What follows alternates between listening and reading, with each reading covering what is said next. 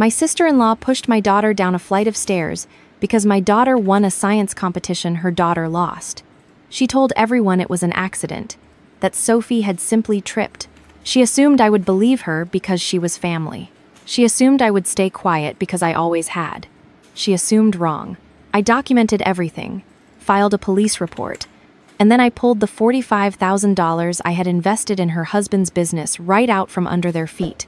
This is where the story truly begins, and you are not going to want to stop reading until the very end.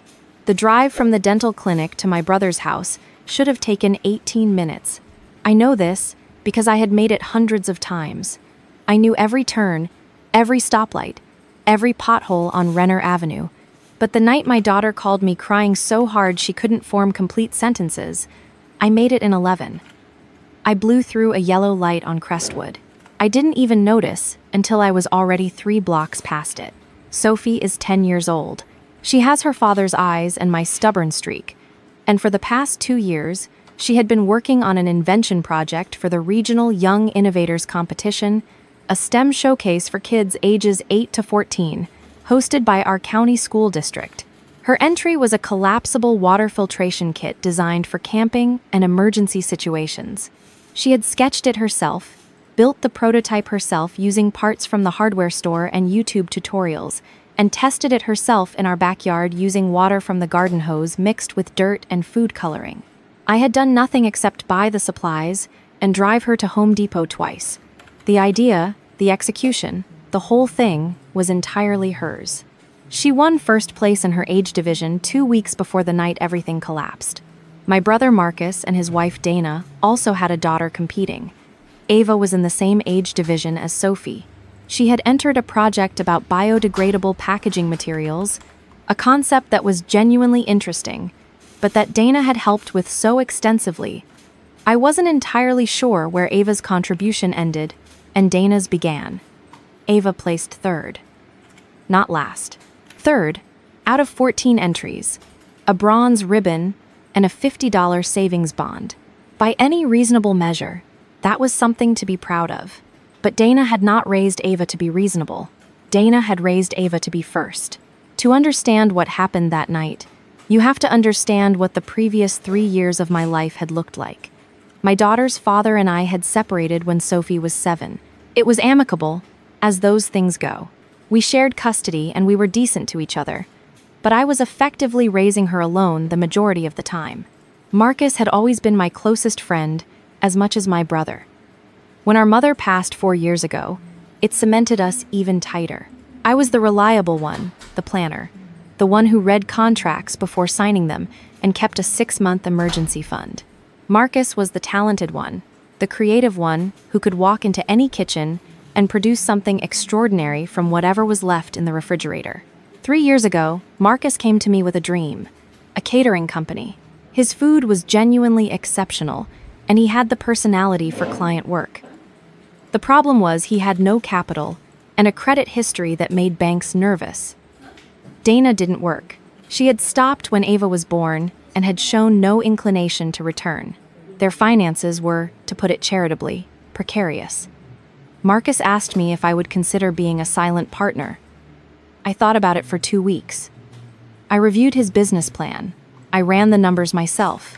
And then I transferred $45,000 from the savings account I had built through 6 years of overtime shifts, careful spending, and 0 vacations into Marcus's newly opened business account. I also co-signed the loan on their SUV because their old car had died and they needed to transport equipment. The business had done reasonably well, not spectacularly, but honestly well enough. Marcus was talented and his clients liked him. The company turned a profit in its 2nd year, but I had never taken a distribution.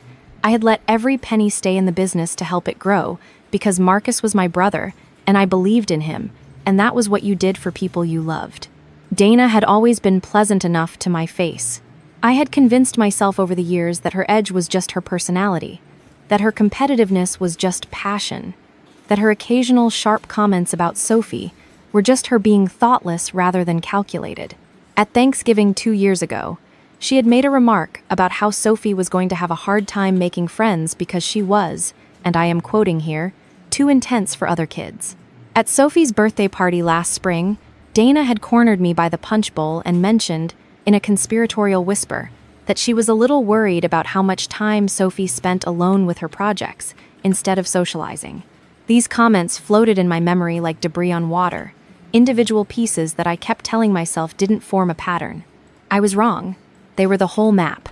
The night of the incident, I had dropped Sophie off at Marcus and Dana's house for what was supposed to be a celebratory family dinner.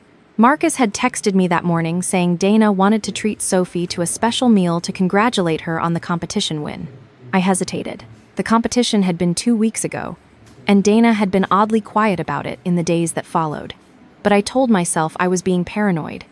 I told myself Dana was making an effort.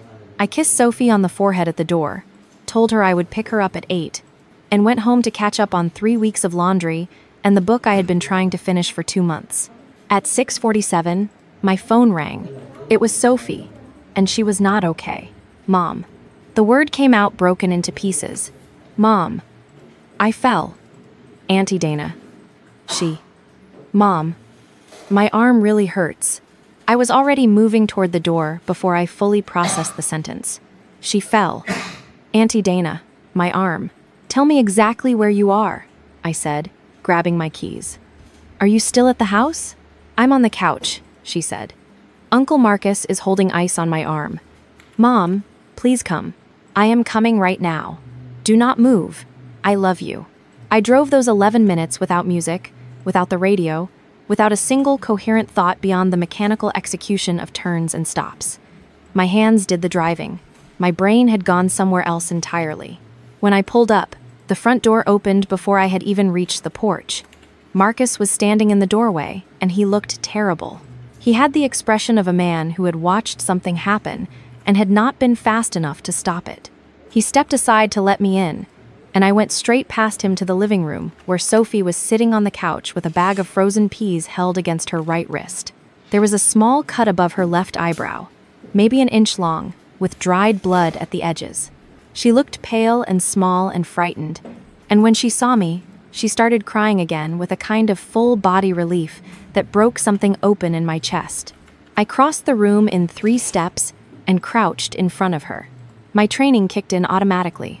I was not a doctor, but 6 years of working in a clinical setting had given me eyes that processed injury before emotion finished arriving.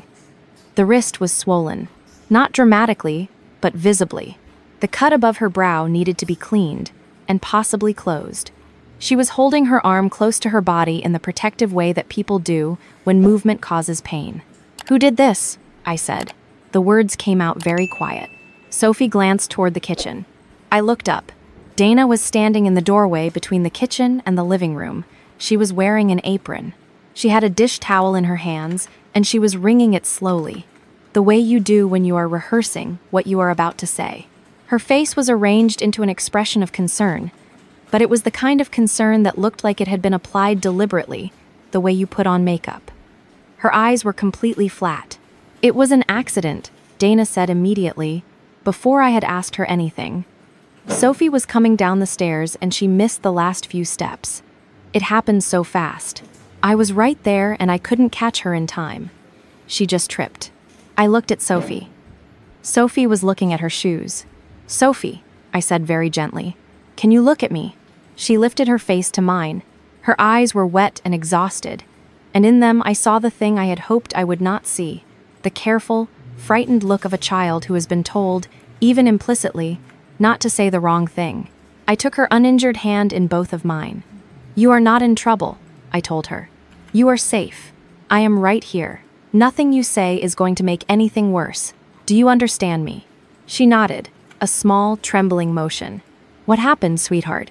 Sophie pulled in a breath. We were talking about the competition, she said. Ava was upset because she thought her project was better than mine. And Auntie Dana started saying that I must have gotten extra help because my filter actually worked, and Ava's packaging kept falling apart in the demo. I tried to say that I didn't get extra help. I said that I had practiced a lot. And Auntie Dana got really loud, and she grabbed my arm and said that I needed to stop acting like I was better than Ava, and that one ribbon didn't make me special. And she shoved me. And I fell down the stairs. The kitchen had 4 stairs leading down to the sunken living room. 4 steps, a child's height difference in elevation. Enough, as it turned out. The dish towel in Dana's hands went still. "That is not what happened," Dana said. Her voice had shifted. The rehearsed concern was gone. "She was being dramatic, Lauren. She exaggerates everything. She tripped, and she is turning it into some kind of scene because that is what she always does. She likes the attention." "Her name is Sophie," I said, standing up. "And she is 10 years old." Dana opened her mouth. "Don't," I said. "I need you to stop talking." I went to the hallway coat closet where I had seen Marcus hang a first aid kit on a hook 2 years ago during Thanksgiving when Ava had scraped her knee. It was still there. I took it back to the couch and I cleaned the cut above Sophie's eye carefully, applied butterfly closures from the kit, and wrapped her wrist in a compression bandage while she sat very still and very quietly. Marcus had not said a word the entire time. He was standing near the far wall with his arms crossed, looking at the floor. "We need to get her x-rayed," I said to the room in general. "It's probably just a sprain," Dana said. "You are not a doctor," I said. "I am going to get it x-rayed." I helped Sophie put on her jacket, careful with the wrist. I picked up her backpack from where it had been set by the door. I did all of this slowly and deliberately because I needed my hands to be occupied, or I was going to say things in front of my daughter that I did not want her to hear. At the door, I stopped and looked back at Marcus. He finally looked at me. He looked like a man standing at the edge of a diving board who could not decide whether to jump. "I'll call you," I said. He nodded. I drove to the urgent care on the other side of town. Not the one Dana's family used. Not the one close to Marcus's neighborhood. I needed neutrality. I needed strangers. I needed people who would look at my daughter with no pre-existing narrative. The X-ray confirmed a hairline fracture in one of the small bones in Sophie's wrist. Not a severe break, but a real one, doctor. Gwyn, a soft-spoken woman who had probably seen 1,000 variations of what she was looking at, fitted Sophie for a splint and asked, without any particular inflection, whether Sophie had fallen or whether she had been helped to fall. Sophie, to my everlasting pride, looked at the doctor with steady eyes and explained exactly what had happened. I recorded the whole thing on my phone, audio only, sitting quietly in the corner so Sophie forgot I was doing it. Dr. Nguyen documented everything. She told me what I already knew, that as a mandated reporter, this would be flagged. She asked if I wanted a referral to a social worker that evening or whether I felt comfortable handling law enforcement contact on my own. I told her I would go to the police directly. In the waiting room, while Sophie dozed in the chair next to me with her splinted wrist in her lap, my phone began buzzing. Marcus, 4 times. Then Dana. Then Marcus again. I let them ring. Dana's text came through at 9:42.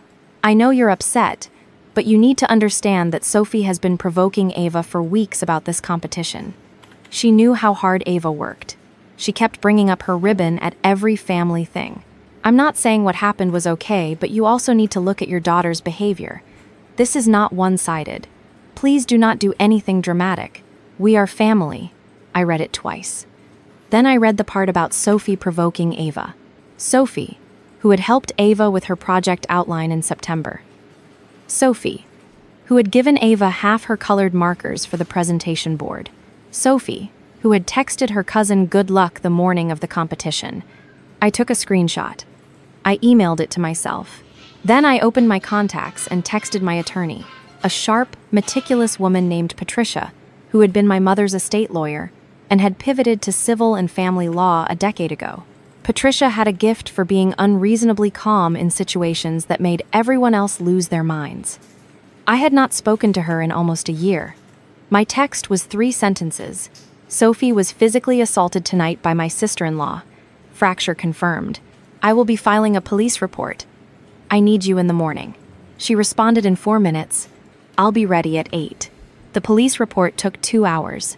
I sat across from a detective named Officer Chen, who had the careful, unhurried manner of someone who had learned that patience produced better information than urgency. She interviewed Sophie separately, briefly, gently, in a room with a stuffed penguin on the table and soft yellow lighting, designed to feel nothing like a police station. When Sophie came out, she gave me a small, tired nod. She said the officer was nice. Officer Chen told me they had enough to pursue a charge of child endangerment and potentially misdemeanor assault. She also told me what I already suspected, that the case would be strengthened substantially by the medical records, which she would request in the morning, and by any text message documentation showing a lack of remorse or an attempt to shift blame onto the victim. I handed her my phone and let her read Dana's text. Her expression didn't change, but she wrote something down. I drove home with Sophie asleep in the back seat. I carried her inside, laid her on her bed without waking her, and then I sat at my kitchen table in the dark for a long time. I was not angry yet. I had moved past anger into something colder and more precise. I was calculating. I was thinking about leverage in the mathematical sense, the way a problem has variables, and how when you adjust one variable, everything else has to rebalance. Dana had made an error. Not just a moral one. She had made a strategic one. She had chosen to physically harm the child of the person who was keeping her family financially solvent. She had done this apparently in the belief that family loyalty would suppress any real consequences, that I would absorb the blow the way I had absorbed every pointed comment and every dismissal for 3 years, that I would perform forgiveness and move on, because that was what I had always done. She had not considered what would happen when I stopped doing what I had always done. I opened my laptop and found the partnership agreement I had signed with Marcus 3 years ago. I read every clause with the attention I gave to a patient chart. There was a dissolution provision. If either partner wished to dissolve the arrangement, 60 days written notice was required, at which point the invested capital would be returned at current valuation. The agreement also specified that either partner could trigger immediate dissolution without the 60-day period in the event of conduct that brought the business into legal disrepute or that materially harmed the other partner's interests. I believed physical assault on my child qualified as material harm to my interests. I sent Patricia a second message with the agreement attached. Marcus arrived at my door at 7:15 the following morning. He had texted 30 seconds before knocking, which was its own kind of telling. He had his hands in his jacket pockets and his shoulders up around his ears, and he looked like someone who had not slept and was not going to pretend otherwise. I stepped out onto the porch and pulled the door closed behind me. Sophie was still sleeping, and I intended to keep it that way. Marcus started talking before I could say anything. "Lauren, I know how bad this looks. I was right there, and I should have stepped in sooner, and I didn't, and I am sorry." He stopped. Swallowed. But Dana is not a violent person. She lost her head. She's been so stressed about the business, about Ava, about everything, and it all came out wrong. I'm not defending it. I just need you to understand that this is not who she is. She fractured our daughter's wrist, Marcus. I know. He said it again, smaller. I know. But if you press charges, she gets a record. That follows her everywhere. And the business, Lauren, if this goes public, we lose clients. We lose everything we've built. He looked at me with the eyes I had known my whole life, the eyes that had always been able to ask me for things without quite saying the words. Please, don't burn it all down over one terrible night. I looked at my brother for a long moment.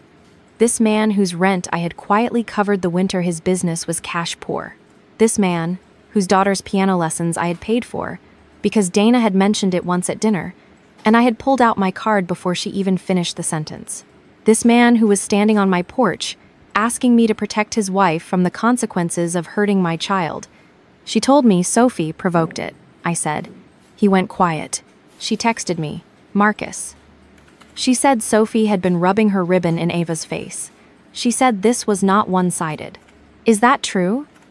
Did you see Sophie provoke anyone? The pause lasted 4 seconds. I counted. No, he said. No, Sophie wasn't doing anything wrong. She was just excited. She kept talking about how the filter had worked, and Ava got quiet. Dana took it as taunting. It wasn't taunting. Sophie is 10. She was just proud of herself.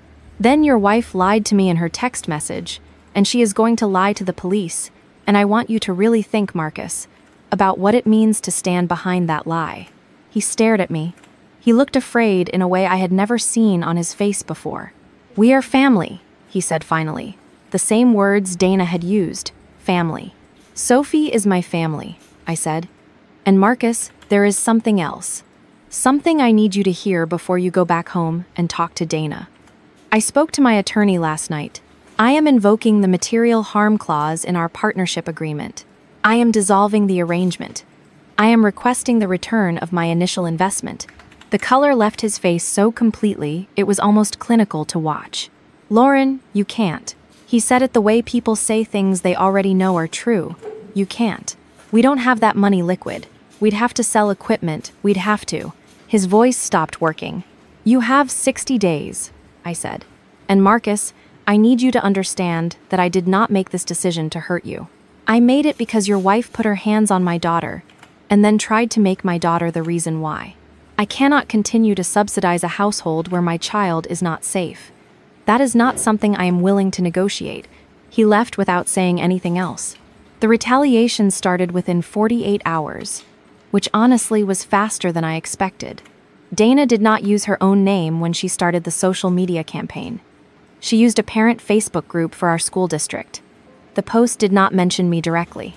It described, in artful and devastating generality, a situation where a child had been coaching her peers and accepting credit for collaborative ideas, and where a vindictive family member had weaponized a minor misunderstanding to pursue financial gain against a small business.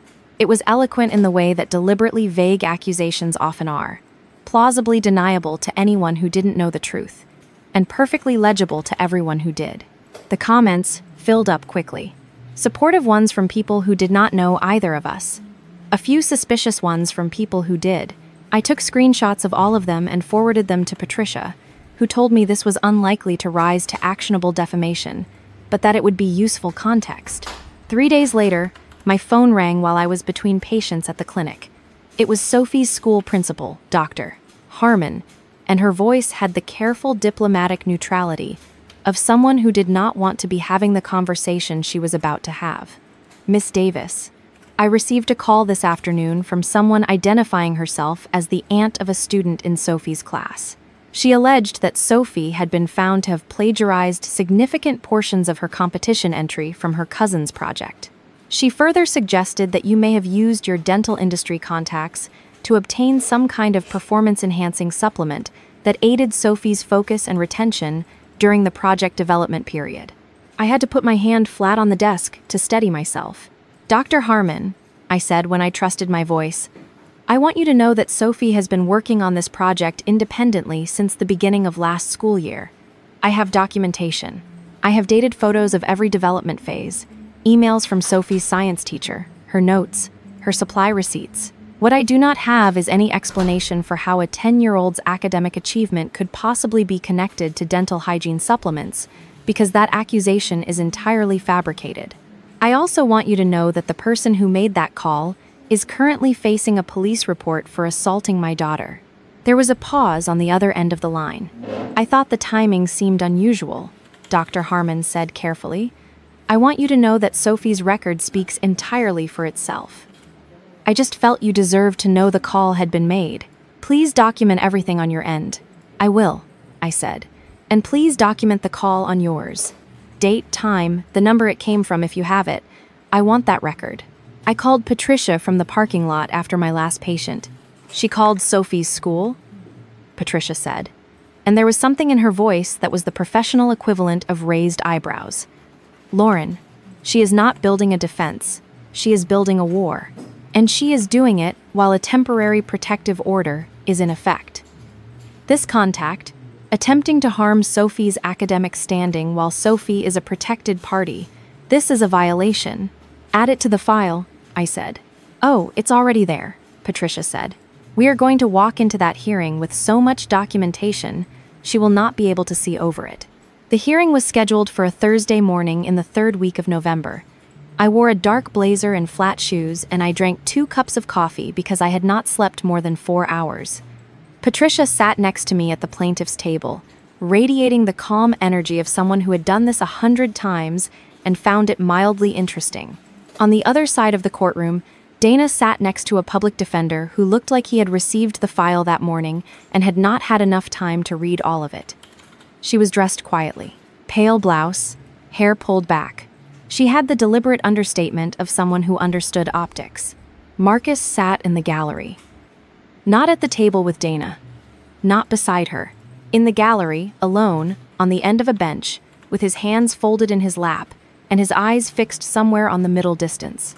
The judge, a compact, efficient woman named Judge Navarro, who wore reading glasses on a chain, and had the demeanor of someone with no patience whatsoever for theater, called the room to order. Dana's attorney stood up and delivered a statement about how his client was a dedicated mother who had responded to a moment of extreme provocation, that the incident had been overstated in its severity, that the fracture was minor, and that the petitioner was pursuing a restraining order, not out of genuine concern for her daughter's safety, but as leverage in a financial dispute involving the dissolution of a business partnership. He said the word leverage 3 times. Judge Navarro looked at Dana over the tops of her glasses. "Your attorney is characterizing the fracture of a child's wrist as minor," she said. "Is that the position you'd like to take?" Dana straightened in her chair. "I never meant to hurt her," she said. "I grabbed her arm to get her attention. She pulled away, and she lost her balance. It was a terrible accident, and I have felt awful about it every day since. You grabbed the arm of a 10-year-old, hard enough to fracture a bone, and you are characterizing that as getting her attention," Judge Navarro repeated. Her tone had not changed, but something in the air of the room had. Patricia stood. "Your Honor," she said, her voice even and unhurried. "We are not here to debate intent. We are here to address pattern and risk." She laid 3 bound documents on the bailiff's desk. Exhibit A, medical records from urgent care showing a hairline fracture to the scaphoid bone of the right wrist in a 10-year-old child, along with a laceration above the left eye requiring closure. The attending physician's notes include the phrase "mechanism of injury consistent with a forceful push rather than an unassisted fall." Exhibit B, text messages sent by the respondent the same night of the incident. In these messages, the respondent does not express concern for the injured child. She characterizes the child as provocative and suggests the child's behavior contributed to her own injury. "This is not remorse. This is blame transfer." And Exhibit C, she said, her voice hardening, a sworn affidavit from Dr. Angela Harmon, principal of Lakeview Elementary School, confirming that the respondent placed a call to the school 3 days ago, while a temporary protective order was in effect, and attempted to damage the minor child's academic record with fabricated allegations. She also attempted to implicate the petitioner, a licensed dental hygienist, in a fictional scheme involving performance-enhancing substances. This is not a woman who regrets her actions. This is a woman who is continuing to act against this child and this family while legally prohibited from doing so. The courtroom was very quiet. Dana leaned toward her attorney and whispered something. He shook his head once. Judge Navarro looked at Marcus in the gallery. "Sir," she said, "you are the respondent's husband and the petitioner's brother. Is that correct?" "Yes, Your Honor," Marcus said, standing. "You were present the night of the incident?" "Yes." "In your observation, was the child behaving in a provocative or bullying manner toward your daughter, as your wife has alleged?" Dana turned in her chair. The deliberate softness she had constructed that morning shifted, cracked along its seam. Her eyes were very specific in the message they were sending him. I had seen that look directed at other people before. I had never seen it directed at Marcus, and I watched the moment he recognized it for what it was. He looked at his wife. He looked at me. He looked at Sophie's empty seat at my side, and I watched him remember something. I don't know what it was. Maybe it was Sophie helping Ava with her project outline. Maybe it was every ordinary dinner table moment of the past 10 years, every holiday, every swimming lesson, every Tuesday afternoon when nothing was happening and everything was fine. Maybe it was just the medical report Patricia had laid on the table. The phrase "mechanism of injury consistent with a forceful push." "No, Your Honor," Marcus said. His voice was very clear. Sophie was not provoking anyone. She was excited about her project. That was all. There was no bullying. My wife lost her temper, and she hurt my niece. And Sophie did not do anything to deserve it. Dana made a sound. It was not a word. It was the sound of something that had been kept very tightly held, finally losing its hold. "Nathan." Her voice was sharp and shaking. "Mrs. Davis," Judge Navarro said. "You told him to say that," Dana said, pointing across the courtroom at me. Her finger was trembling. Her composed, carefully assembled presentation was unraveling with a speed that was almost hard to watch. "You own the business. You own everything. You have always had everything, and you have always made sure everyone knew it. Sophie is just like you. She always has to be the best. She always has to win, and the rest of us are just supposed to smile and applaud while she takes everything. I was protecting my daughter. I was the only one who ever protected my daughter. And now you are all sitting here acting like I am the monster, when she is the one who has been doing this to Ava for years." "Order," Judge Navarro said. Dana did not stop. She pushed back her chair. She stood up. Her attorney put a hand on her arm, and she pulled away from him the same way. I thought with a kind of terrible irony, she must have pulled Sophie's arm. "You think you're better than me," Dana said. "You have always thought you were better than me, with your job and your savings and your perfect little daughter, and I am sick of pretending that I don't see it." "Bailiff," Judge Navarro said. The rest happened quickly. 2 officers flanked Dana, and she did not resist, but she was crying now, ugly and real, all the performance stripped away. She looked smaller than I had ever seen her look. Not sympathetic, exactly, but small. Judge Navarro waited for the room to settle before she spoke. "I am granting the permanent protective order," she said. 5 years. 0 contact between the respondent and the minor child, Sophie Davis, including third-party contact. Furthermore, given the conduct demonstrated in this courtroom today, and the documented phone call to the child's school, I am adding a condition of psychological evaluation as a requirement of the respondent's pretrial release in the pending criminal matter. The gavel came down cleanly. Patricia put her hand briefly on my arm and said nothing. Marcus didn't follow Dana out of the courtroom. He sat on his bench until it was almost empty, and then he walked over to where I was gathering my folders, and he stood in front of me and he said, "I'm sorry." He said it plainly, without scaffolding. No explanations, no qualifications. Just those 2 words, standing alone the way they needed to. I looked at my brother. I thought about the $45,000 and the co-signed car and every Christmas and every crisis and every phone call at midnight. I thought about Sophie asleep in the back seat on the drive home from urgent care, with her splinted wrist held carefully against her body. "I know," I said. The criminal case resolved over the following 2 months. Dana took a plea agreement, misdemeanor assault on a minor, 2 years probation, mandatory counseling, 120 hours of community service. It was not prison. I knew some people would feel that wasn't enough. I had days when I felt that way myself. But the conviction was real. It was on record.